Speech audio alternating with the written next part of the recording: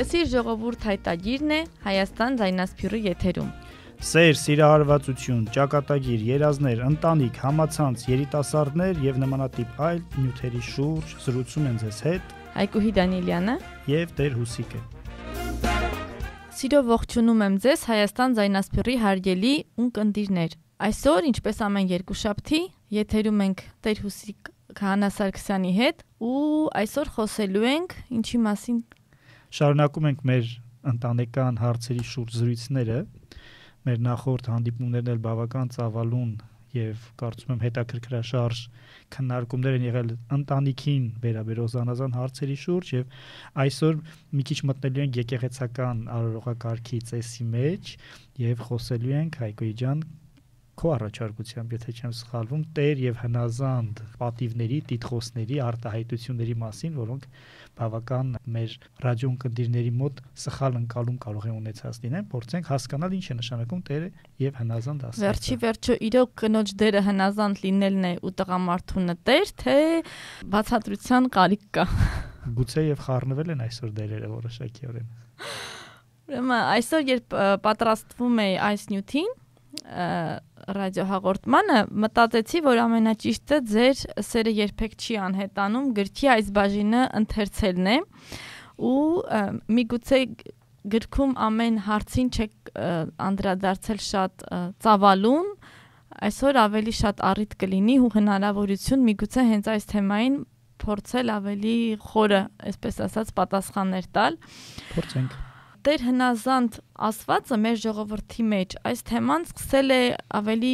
հումորային ընկալվել մի տեսակ։ Նույնիսկ տարիներ հետո ասում են, չես ասել եկեղեցում տեր ես, դե տեր եղի, մյուսն ասում է, չես ասել հնազանդ եմ, դե ինչ ասում եմ, պիտի լսես։ Այո, պատահում է։ Արդյոք իրոք հենց այսպես պետք է հասկանալ տերն ու հնազանդը։ Հենց խնդիրը նրանում է, որ պսակադրվող զույգը հաճախ չի ընկալում ճիշտ պսակադրության խորհուրդը, ինչը երբեմն կոնֆլիկտների առիթ է դառնում։ Եվ այսպես այս կարևոր հարցը պսակադրության ընթացքում տրվում է 3 անգամ։ Ինչու՞։ Նախ ասեմ, որ երևույթը շատ տհաճ է, երբ որ վերջին շրջանում հատկապես նկատելի են հեգնական, ծաղրական, ոչ լուրջ մոտեցումներ եկեղեցու ծեսի այս հատվածի վերաբերյալ, անգամ տենդենց կա որոշ դեպքերում կան զույգեր, որոնք փորձում են ինչ-որ մի ձև այսպես հումորային պահ ստեղծել իրենց հարսանիքի ժամանակ, երբեմն քահանաներս էլ դրա խայծն ենք կուլ տալիս, կան հոլովակներ, կան տարբեր տեսակի, չգիտեմ, հումորներ ստեղծված այս արտահայտությունների շուրջ, որոնք ինքնաբերաբար ստեղծում են մի իրավիճակ, երբ որ մարդիկ սկսում են լուրջ չվերաբերվել։ Սրանք հետևանքներ են դրսից, բայց անշուշտ կա նաև պատճառահետևանքային կապը ներսից, մեր ներսում, մեր հասարակության ներսում, որովհետև շատ հաճախ խորամուխ չենք լինում եւ չենք գիտակցում, թե իրականում ինչ է դա նշանակում եւ ինչպես է պետք այն ճիշտ ընկալել։ Առաջնահերթ ասեմ, որ անկարելի է տեր եւ հնազանդ, ես դրանք կոչում եմ պաշտոններ, հա, ընտանեկան այդ պաշտոնները ճիշտ ընկալել Աստվածաշնչի կոնտեքստից դուրս անկարելի է։ Եթե Աստվածաշունչը չես կարդացել, չես հասկանում, թե ինչպես է Աստվածաշունչը դրանք բացատրում ինքնին, արդեն իսկ ընթացքը սխալ կլինի։ Դրա համար մենք այսօր պիտի առավելաբար հիմնվենք Աստվածաշնչի վրա։ Ինչ վերաբերում է քո հարցին, ինչու է 3 անգամ այդ ամեն ինչը տրվում, առհասարակ հայ եկեղեցում, կարծում ավանդական եկեղեցիներում ընդհանրապես դա առկա է, գոյություն ունի վաղնջական ժամանակներից եկած մի սկզբունք, սեփական ընտրությունը, ազատ ընտրությունը հիմնավորել 3 անգամ,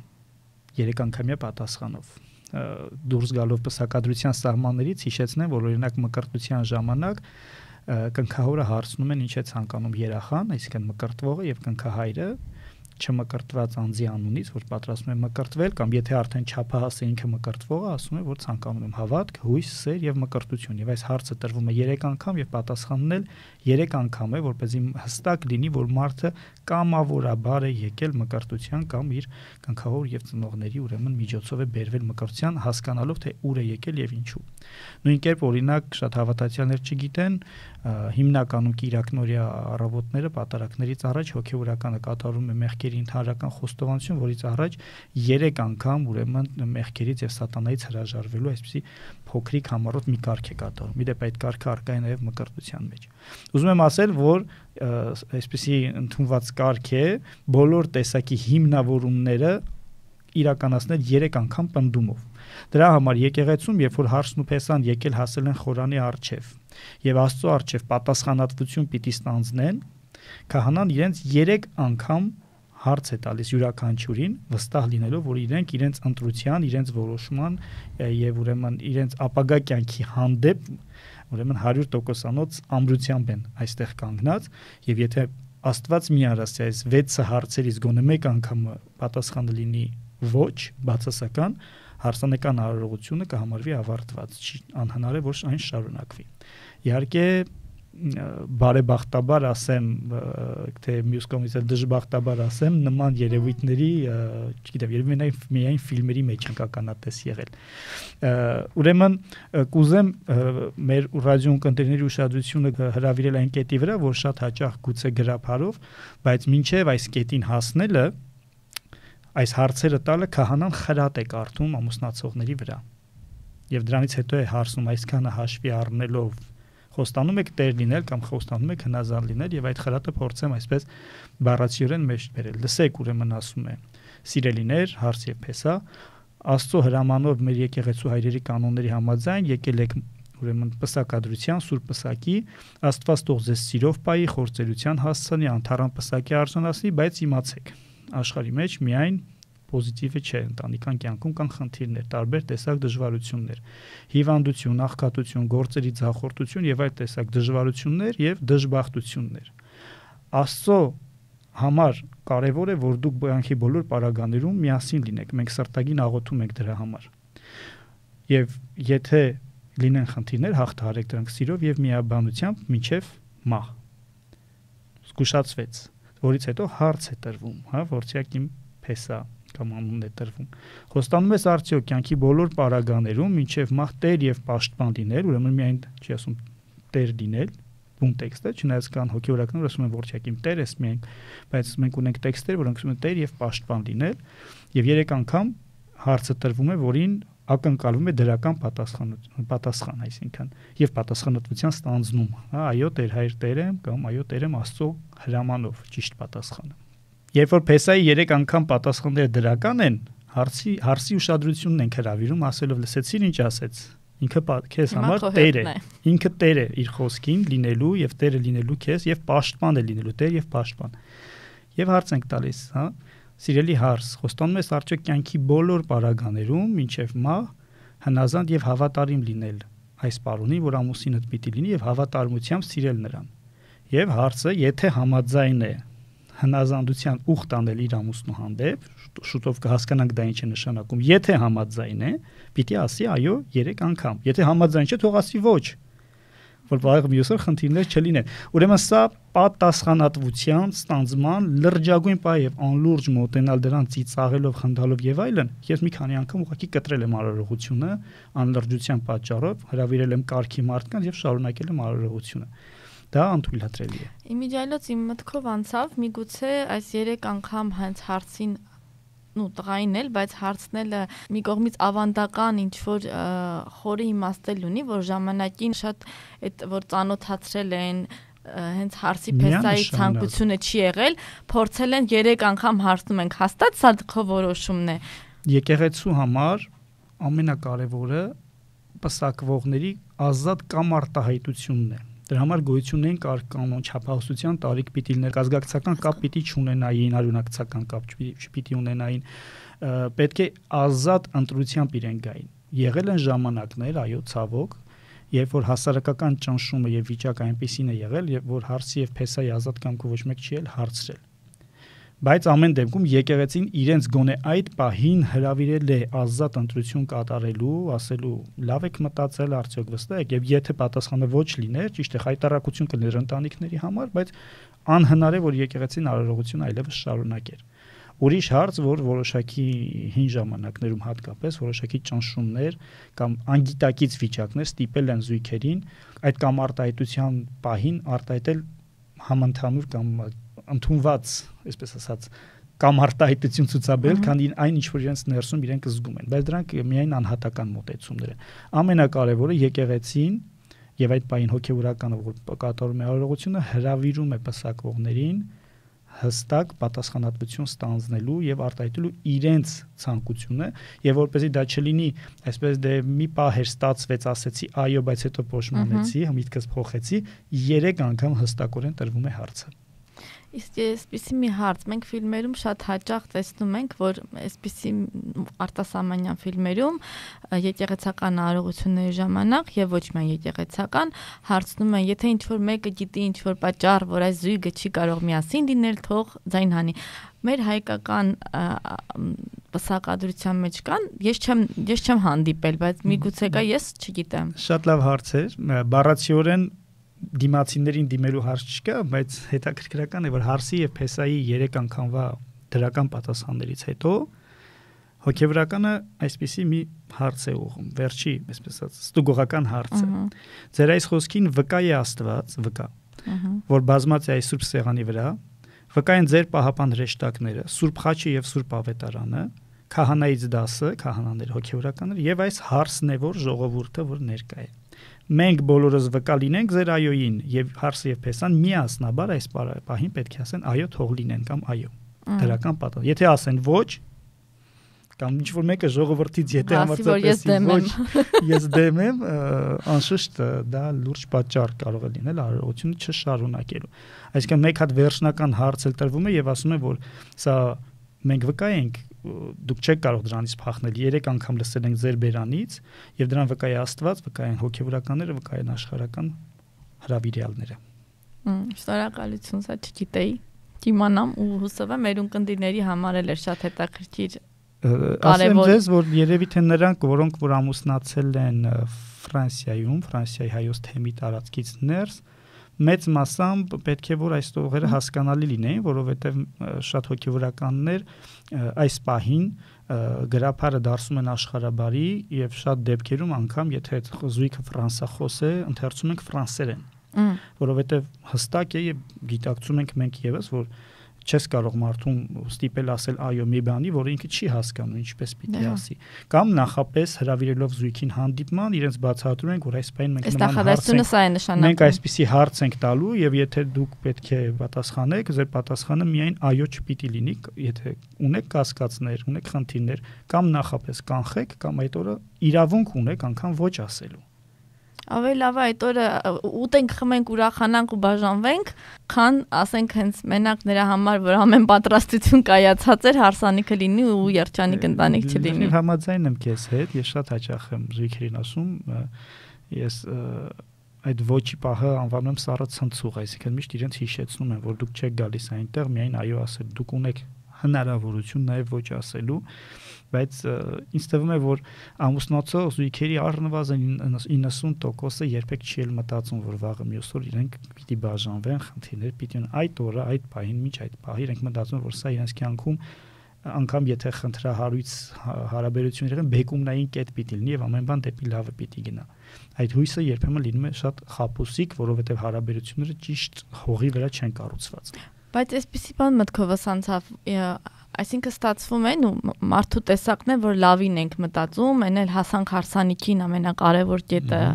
հարսանիքն է, պսակադրությունը եւ այլն, բայց այս դեպքում արտասահմանում շատ տարածված է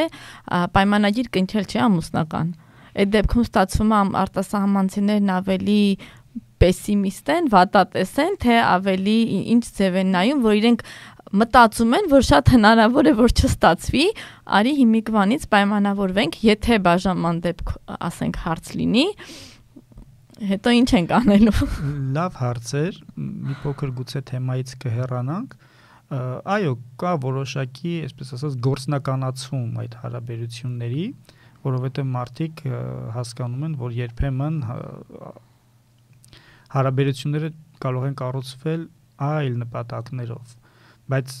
վստահ եմ, գրեթե վստահ եմ, որ հոգևոր անձերը, ովքեր որ քրիստոնեական հավատք ունեն, դա առաջին կարգ երբեք չեն բերում, անգամ արտասահմանում, մեզ մոտ էլ կա այդ սկզբունքը, իրականում եթե կուզես իմանալ, պայմանագրային, որը կոչում են գզաքսային գրանցում, այսինքն քաղաքացիական ամուսնություն,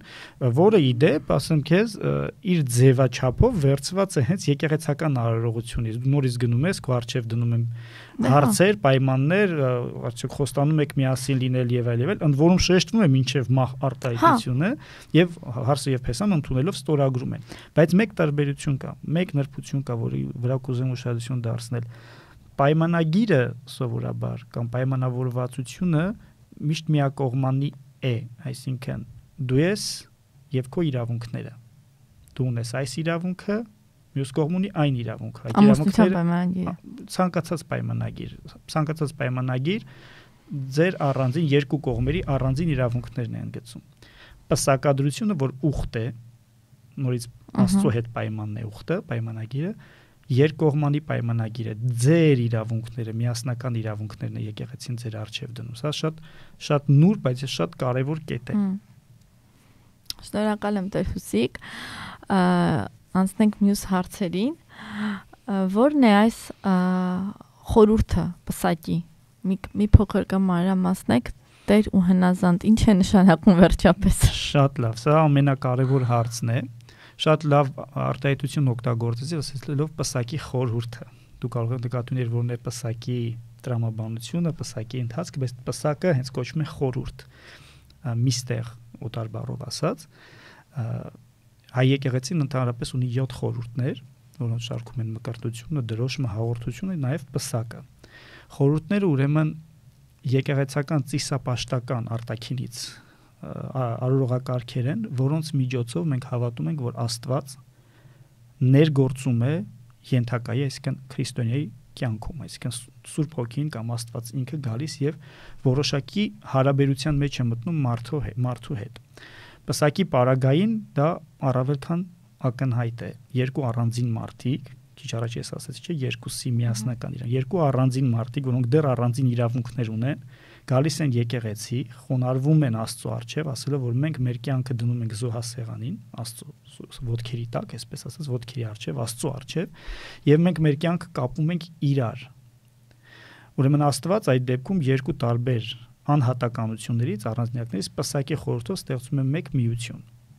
կատարյալ միություն։ Ձեր տված ուխտի խոստումի համաձայն, որ 3 անգամ հարցրեցինք, հստակեր, ընդունեցիք եւ դա բավական արտահայտիչ սիմվոլներով երևում է պսակի խորհրդի ժամանակ։ Մեր առաջիկա հանդիպումներում կխոսենք անշուշտ պսակի խորհրդանշանների սիմվոլների մասին։ Բայց ուրեմն պսակը այն եկեղեցական ծիսակարգն է, ոչ թե օրհնություն, այսպես թատերական ներկայացում, այսպես գեղեցիկ մի բան գնանք նկարվենք, ունենանք հիշատակ, պապաս մամաս արել են, ես էլ, չէ։ Պսակը այդ կամարտայտության պահն է, երբ որ դուք Աստծո առջև ուխտում եք լինել միասին եւ անբաժան եւ Աստված իրապես միացնում է ձեզ երկուսիդ անտեսանելիորեն։ Այր եւ կին դարձնում է մեկ մարմին եւ սա Աստվածաշունչն է ասում մոտ 3-4 տեղ տարբեր հատվածներում խոսում է, որ այլևս երկու չեն, այլ մեկ մարմին։ Եվ ուրեմն այս մեկ մարմին դառնալու պահին հարսը եւ փեսան պետք է ինչ որ առումով գիտակից մոտենան, որ իրենք լիարժեք չեն, իրենք ունեն թերություններ, իրենք ունեն կիսատություններ։ Իգական սեռը որպես ընտանիքի մայր, կին եւ ուրեմն կողակից իր ամուսնամար եւ տղամարդը որպես ամուսին եւ ընտանիքի ուրեմն հայր։ Եվ այդ կիսատությունը լրացնելու մոդելն է Տեր եւ հնազանդ լինելը։ Ամեն մեկը ստանձնում է ընտանիքի ներսում իր պարտականությունը, իր պաշտոնը, թե ինքը ինչ ընթացք պետք է կարողանա ունենա։ Հիմա կնոջ ուսերին դնել ընտանիքը պաշտպանելու կարողությունը հնարավոր բան է, բայց մի փոքր տրամաբանորեն ընկալելի է, որ դա ամուսնու գործն է եւ Տեր լինելը հենց դա է նշանակում։ Բայց չխորանալու համար, այսպես ենթադրությունների մեջ ես կուզեմ այդ երկու բառերի շուրջ մի փոքր աստվածաբանական քննարկում անել։ Կփորձեմ մեր ունկնդիրներին չձանձրացնել, որովհետեւ հարցը մի փոքր կարծում եմ դժվար ընկալելի է։ Տեր եւ հնազանդ այս տիտղոսները, այս պաշտոնները իրար լրացնելու ձգտումները, մագնիսականությունը, որ եկեղեցին դրել է պսակադրության խորհրդի մեջ, ինքնահնար չէ, եկեղեցին ինքնիրենից չի հնարել։ Այն գալիս է Աստվածաշնչից։ Պողոս առաքյալը Եփեսացիներին ուղղված նամակում շատ գեղեցիկ օրինակ է բերում, մոդելավորում է կատարում, որը տարածում է եկեղեցու մասին է խոսում, բայց տարածում է նաև պսակադրվողների վրա։ Փորձեմ բառացիորեն ընթերցել, որպեսզի ուրեմն մեր ունկնդիրները լսեն եւ հասկանան։ Իդեպ այս հատվածը մեծ մասամբ կարդացվում է եկեղեցիներում պսակադրության խորհրդի ժամանակ հարցին եւ փեսայի համար։ Խնդրեմ ուշադիր լսեք եւ բառերին ուշադիր եղեք եւ երբեմն ես կկանգնեմ եւ մեկնաբանություններ կանեմ։ Ուրեմն Պողոս առաքյալի նամակ Եփեսացիներին 5-րդ գլուխ։ Հնազանդվեցեք միմյանց Քրիստոսի երկյուղով։ Երկուսին է ասում հնազանդվեցեք։ Բայց ոչ թե հնազանդվեցեք ինչպես Տեր եւ ծառա սկզբունքով, Քրիստոսի երկյուղով, այսինքն Աստծո սերը, երկյուղը, Աստծո հանդեպ այդ խղճմտանքի, այդ երկյուղի զգացումը ունենալով։ Կանայք թող իրենց ամուսիններին հնազանդ լինեն, այսպես կանգ չի առնում։ Կանայք թող հնազանդ լինեն, վերջ գլուխներդ կա, թող հնազանդ լինեն ինչպես կհնազանդվեն Տիրոջը Քրիստոսին։ Որովհետև ամուսինն է գլուխը կնոջ, ինչպես որ Քրիստոս գլուխն է եկեղեցու, իրեն հավատացողների, եւ ինքն է այդ մարմնի փրկիչը։ Ուրեմն շատ կարևոր է այս կետը։ Եկեղեցի ասելով նկատի ունենք հավատացյալների հավաքականությունը։ Քրիստոս մեր Տերն է, Պողոս առաքյալը ասում է։ Եվ մենք եկեղեցու անդամներս, եկեղեցու ամբողջականությունը հավատում ենք Քրիստոսին, վստահում ենք Քրիստոսին եւ հնազանդվում ենք նրա խոսքին, որովհետեւ նա մեր փրկիչն է, նա իր կյանքը տվել է մեզ համար։ Եվ դրա մեջ չի կարող լինել նվաստացում, չգիտեմ, իրավունքների խախտում, որովհետեւ մեր եւ Քրիստոսի հարաբերությունների մեջ կա սեր։ Ինչ թվում է ցանկացած անկեղծ քրիստոնյա կխոստովանի, որ երբ որ ինքը աղոթում եւ փորձում է Աստծո պատվիրաններով ապրել, դրա մեջ ոչ թե սարսափն է, վախն է կամ ստրկության զգացումն է, դա շատ վատ է, Աստված անգամ դա չի սիրում, այլ սերն է Աստծո հանդեպ, որ ես ուզում եմ Աստծուն մոտենալ դրանց միջոցով։ Բայց նոր ասում ենք, չէ, Քրիստոսի երկյուղով։ Երկյուղով։ Երկյուղ ասվածը նուրբ բառ է, որը իդեպ վախ բառի հետ կապ չունի։ Երկյուղը մարդու ներսի այն զգացումն է, հարգանքի, երկյուղացության, նույնիսկ զգուշավորության, այո, այսպես մոտեցումն է, որ դու Աստծո հանդեպ չես կարող լինել այսպես սանձարձակ վիճակում։ Օրինակ երկյուղ է կրում զավակը իր ծնողից, երբ որ օրինակ ծնողը իրեն ինչ-որ խոսք է ասում կամ այսինչ բան արա, մոտորապես այդ զգացումն է ունենում եւ ինքը վախը չէ։ Հայոց լեզվի մեջ թեև դրանք երբեմն հոմանիշներ են համարվում, նրբերանգային հոմանիշներ են անշուշտ, համենայնպես հունարեն լեզուն երկու տարբեր բառեր է օգտագործում, որոնք լիարժեքորեն իրար հետ համադրելի չեն։ Շնորհակալ եմ։ Եվ 5 տակարանում այդ երկյուղ բառը շատ է օգտագործվում իդեպ։ Ուրեմն կանանց թեման պարզեցինք, ուրեմն կանայք պետք է ամուսինների հանդեպ վերաբերվեն այնպես, ինչպես որ եկեղեցին հավատացյալներս վերաբերում են Քրիստոսին, այսինքն չեմ ասում, ասի դու ինձ համար Աստված ես, քեզանից այն կողմ չկա, հարաբերությունները ներքին այդ ցկտումը պետք է լինի զուգահեռ։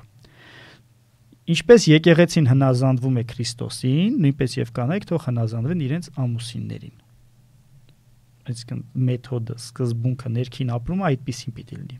Հաջորդիվ նայեք, որ տղամարդու վրա սարսափելի ավելի ծանր պարտականություն է դնում, սիրելի տղամարդիկ, ուշադիր լսեք։ Տղամարդիկ, սիրեցեք ձեր կանանց, սիրեցեք ինչպես Քրիստոս սիրեց իր եկեղեցին եւ իր անձը մատնեց նրա համար։ Ուրեմն երբ որ տղամարդիկ շատ ծանր պատասխանատվություն է ավելի դրված տղամարդու, ուրեմն երբ որ տղամարդիկ ասում են դու ինձ պետք է հնազանդ լինես, ինքը դրանից առաջ այնքան պետք է սիրի իր կնոջ երկինը, ուզեն ուղղակի իրեն սիրել, հարգել, երկյուղացությամբ մոտենալ եւ այսպես ասած ոչ թե տեր եւ ծառա հարաբերություններ լինեն, այլ իսկապես սիրո հարաբերություններ, որովհետեւ ինքը մի տղամարդ է, որը պատրաստ է իր կնոջ համար, իր կողակցի համար իր կյանքը տալ, ինչպես Քրիստոս հանուն եկեղեցի։ Քրիստոս տվեց հանուն եկեղեցու։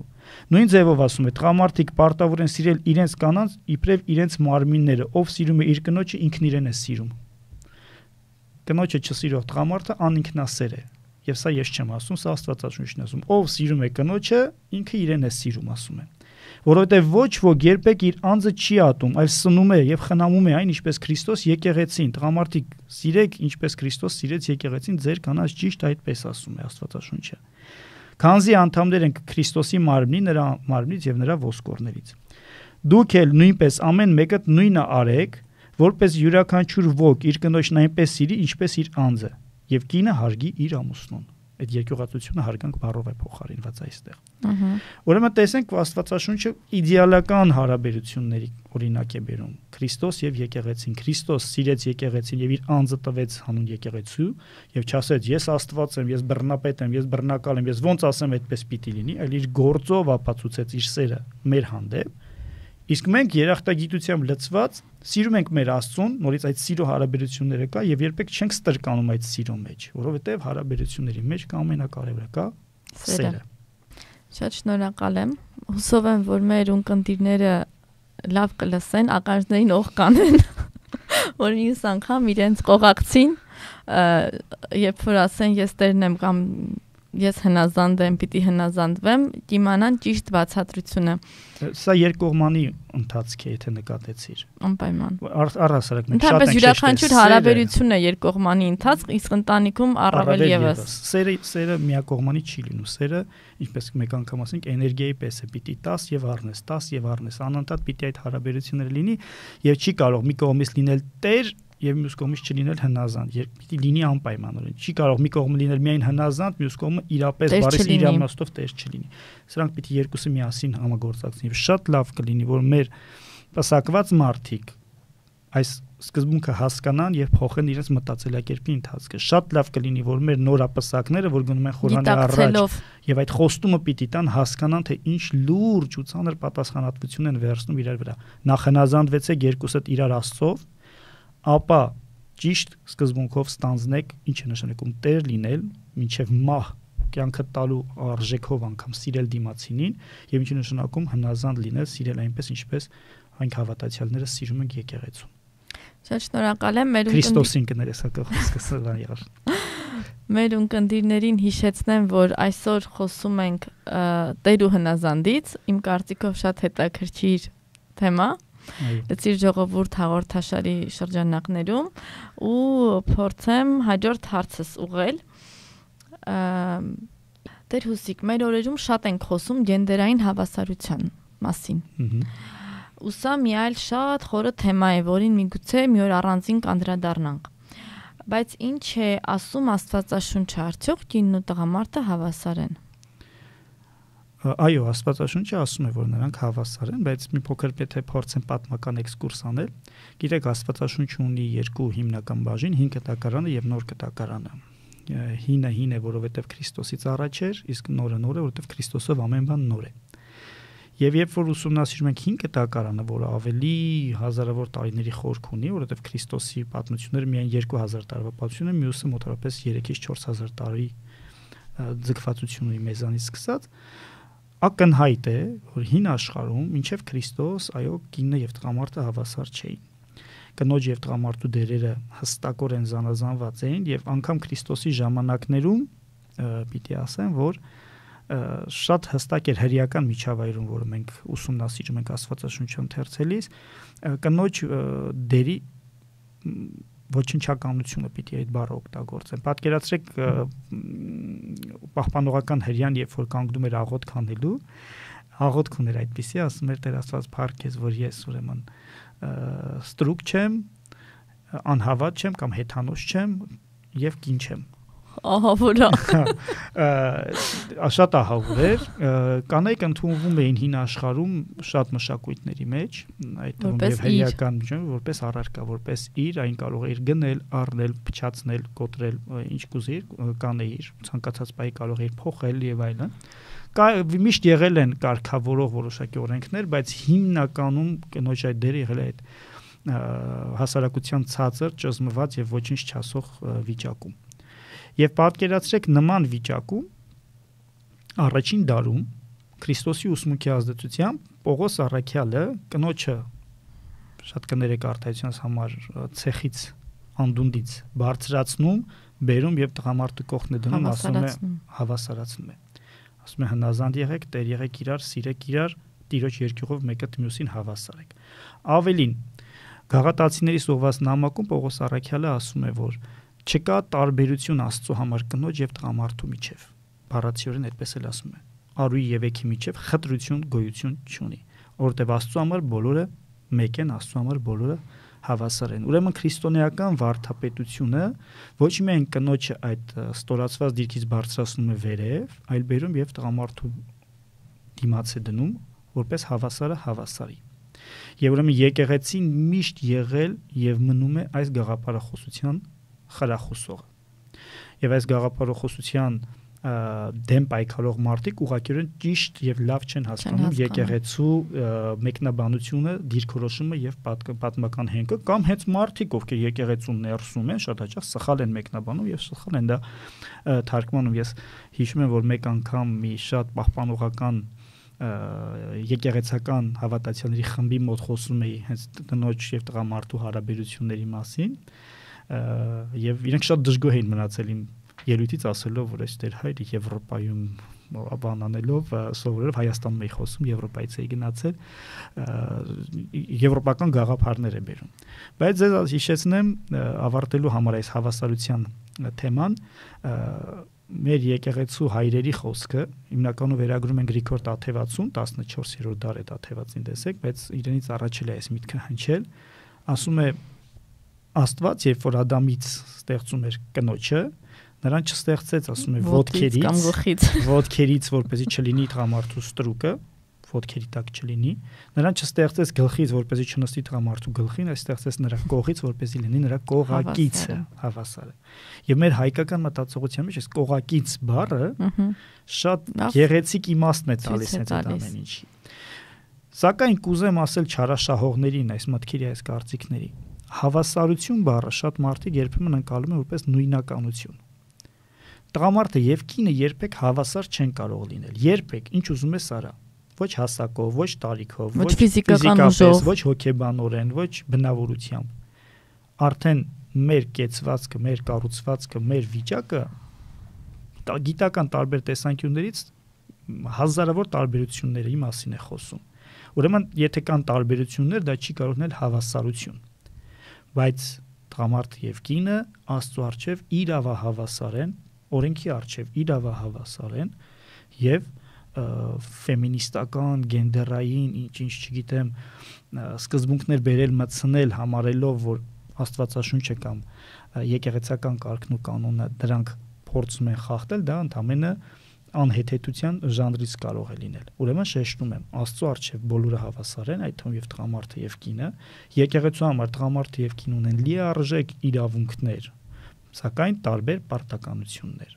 Ընտանիքում տղամարդը եւ կինը ունեն լիարժեք հավասարություն, իրավահավասարություն, սակայն ունեն տարբեր պաշտոններ եւ պարտականություններ։ Բայց հիմա տեսնում ենք Եվրոպայում շատ դերերը փոփոխված են,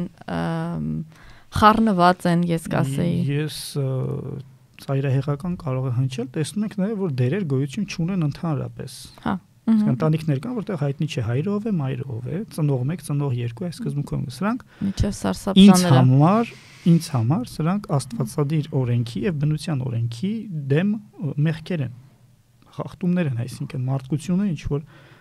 ճանապարհով է գնում, սխալ հասկանալով գոյություն ունեցող արդեն տրված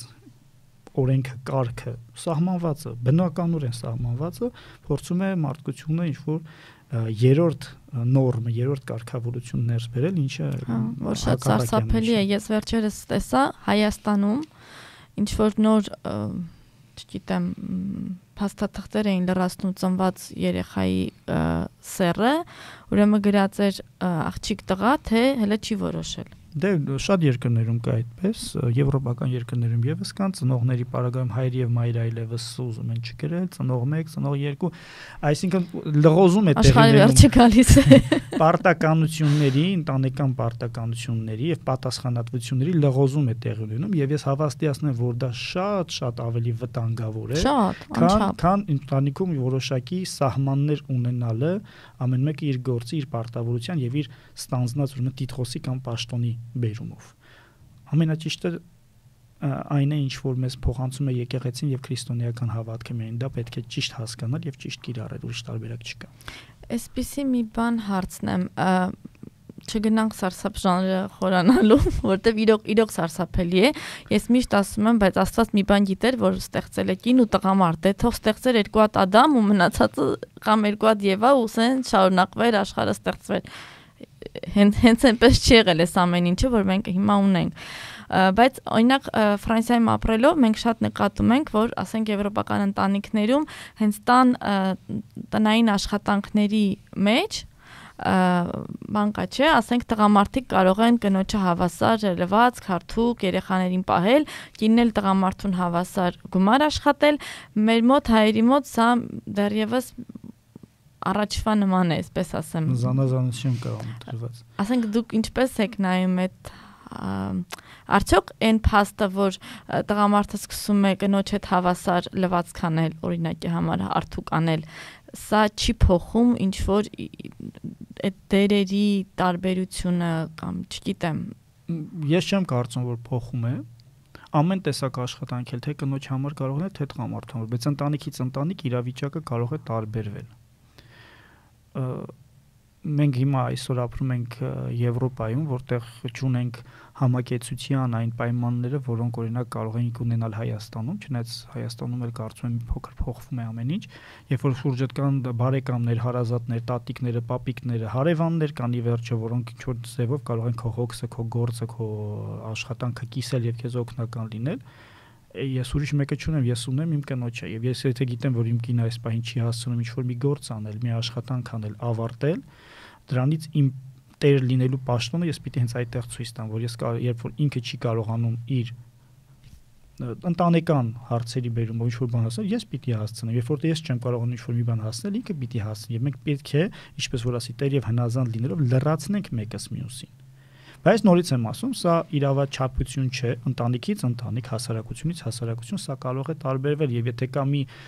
ընտանիք, որտեղ օրինակ համար տղամարդը գերադասում է առավոտից երեկո քրտնաջան աշխատել, դրան վաստակել եւ ցանկանում է միևնույն ժամանակ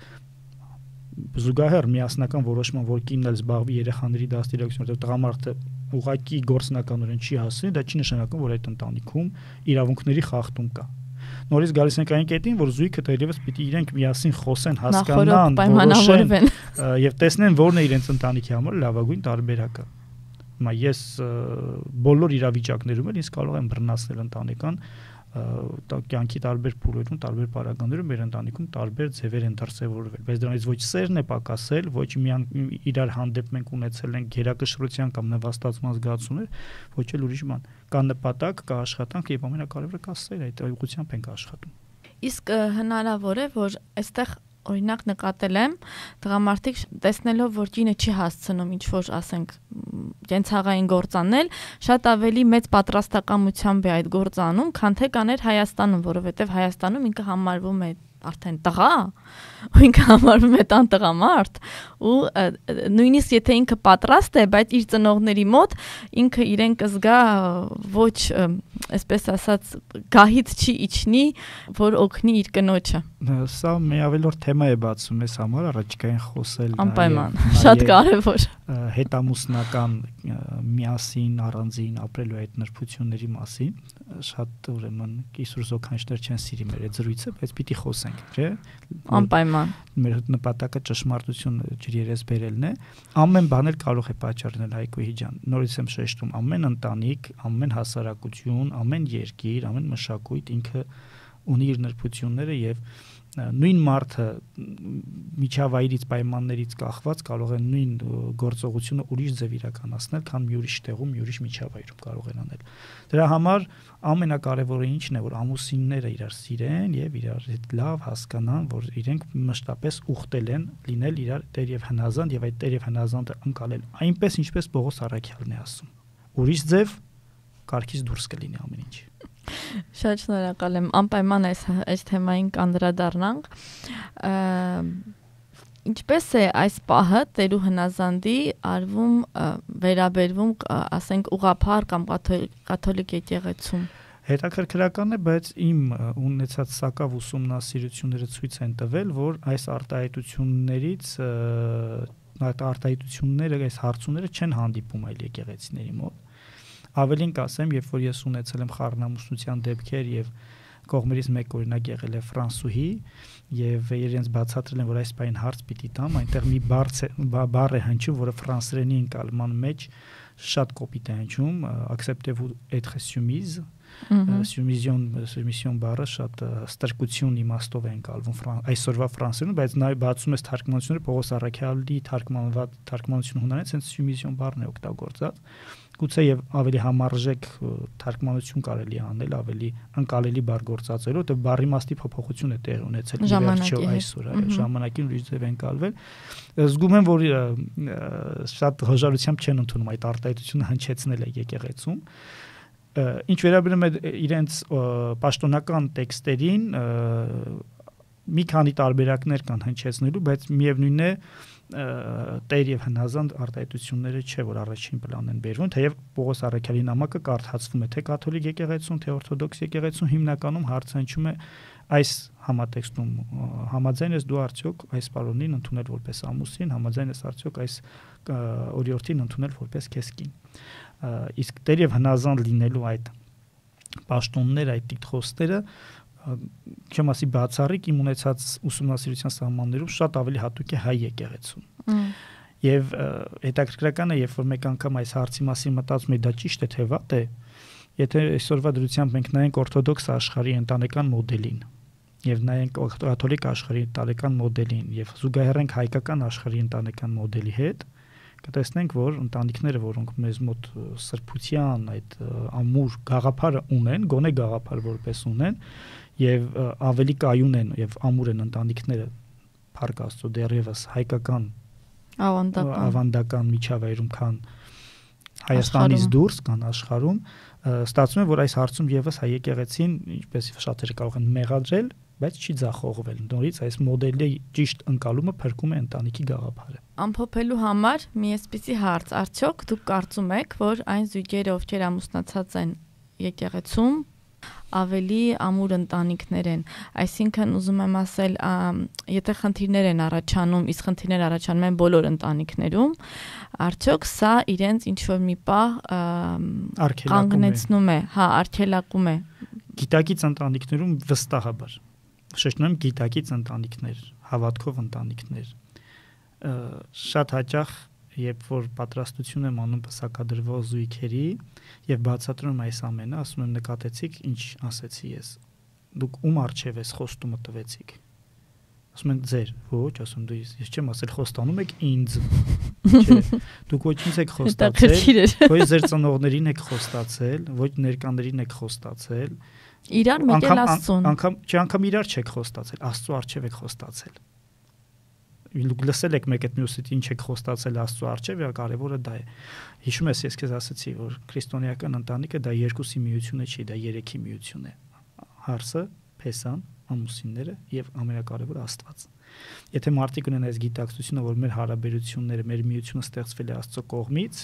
ուրեմն խնդիրների ցակման պարագայում իրենք պետք է վստահ լինեն։ Մեկ, որ Աստված կլուծի այդ խնդիրները, եթե մենք Աստծուն վստահում ենք, երկու, Աստված թույլ չի տա, որ մենք բաժանվենք եւ Աստծո առջև մենք պատասխանատվություն գործենք մինչեւ մահ, շեշտում եմ, կյանքի բոլոր պարագաներում մինչեւ մահ լինել Տեր եւ լինել հնազանդ ճիշտ ընկալում։ Մնում է մենակ չասեն Աստված հարցը կլուծի ու իրենք ոչ մի բան չանեն։ Բնականաբար, ես խոսում եմ գիտակից քրիստոնյա մարդկանց համար։ Իդեպ մեր առաջիկա թեմաներից մեկը, երևի թե վերջին ընտանեկան հարցերի քննարկման շարքում հենց կլինի այս ամուսնալուծության հարցը, պահը եւ կխոսենք նաեւ դրա մասին։ Անպայման։ Ուրեմն ամփոփելով այս թեման, հաջողություն մաղթենք մեր ունկնդիրներին, լավ օր ցանկանանք։ Աստված օրհնի բոլորիդ սիրելիներ, շատ շնորհակալ եմ ձեր ունկնդրության, ձեր ուղարկած հարցերի, ցուցաբերած հետաքրքրության համար։ Շնորհակալ եմ քեզ Հայկոյի ջան։ Ես եմ շնորհակալ, որ հետաքրքրական հարցերի համար։ Ես եմ շնորհակալ, որ ես այսպիսի հնարավորություն ունեմ, որ ունկնդիրները կարող են լսել հարցեր ուղարկել, բայց ես բոլոր հարցերը, որ իմ ամբողջ կյանքում հավաքվել է, հերթով ամեն հաղորդմանը Շատ լավ է, եւ մեր նպատակն է դա է, եւ կարծում եմ, որ տված այդ հարցերի մի ստվար մասը հենց մեր ունկնդիրների սրտից կամ մտքից անցած հարցեր են, որոնց պատասխանները իրենք կամ չունեին, կամ սխալ ունեին, եւ ուրեմն հուսանք, թե շատ հարցեր ավելի հստականում եւ շատ բխտոր ջրեր ավելի պարզվում են եւ լսիր ժողովուրդը իսկապես ժողովրդի ականջի մեջ կմտնի։ Շնորհակալ եմ։ Սիրով, Տերը օրհնի։